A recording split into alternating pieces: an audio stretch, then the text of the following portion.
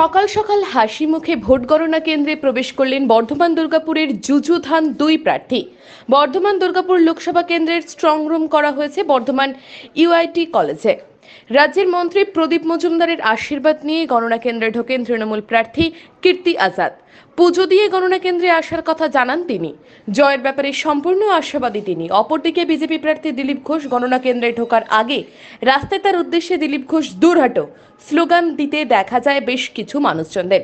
Counting সেন্টারের অব্যবস্থা নিয়ে প্রশ্ন তোলেন দিলীপ। এবং সেই ছবি আপনাদেরকে দেখাচ্ছি, রাজ্য পুলিশ তারা এবং দেখভাল করছেন। आज तो रिजल्ट आना होता है, क्या बोलेंगे? रिजल्ट बहुत अच्छा होगा। जो मेहनत किया है लोग, तृणमूल का विजय होगा, लाखों वोट से विजय होगा।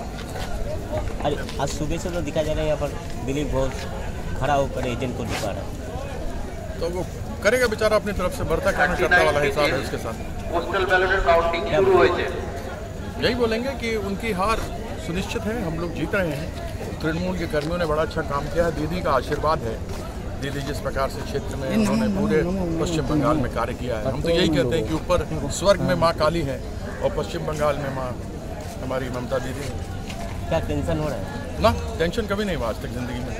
दिलीप बाबू आज तो इतना बढ़िया है, लोग इतना जबरदस्त तरीके दिलीप से बाबू को क्या टेंशन देना पड़ेगा? कौन है वो? कौन है वो? সকাল থেকে পুজো দিলেন কীর্তিজি, পুজো দিলেন। पूजा दे लो, देखो আমি 6:45 আগে এখানে তো কোনো ব্যবস্থা নেই, টেবিল সাজানো হচ্ছে, এই লাগানো হচ্ছে, 6:10 পর্যন্ত ঢুকানো হয়, তখন চেঁচামেচি করতে ঢুকালো, নিয়ম পাল্টাচ্ছে, বাইরে হলে চেকিং হবে, আরে ঢুকিয়ে ভেতরে চেকিং করুন, এটা তো নিয়ম নয়। এরকম হঠাৎ করে পাল্টে দেবেন, লোকজন কি করবে? 200-300 লোক এসে গেছে, তো তার জন্য দেখুন এই ব্যবস্থা আগে থেকে রেডি নেই। আমি ফোন করালাম পরিমাণটা কি হচ্ছে, ব্যবস্থা তৈরি হবে, বাইরেই ঝামেলা হয়ে যায়, হাজার লোকের, তারপরে ওরা ঢুকিয়েছে। আমি তো আগের থেকে এসে জানি এগুলো হয়, সেই জন্য কথা বলার পর তারপর ঢুকিয়েছে।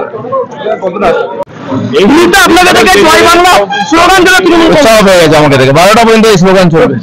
বর্ধমান থেকে নিজস্ব প্রতিনিধির রিপোর্ট, টিভি নিউজ 10।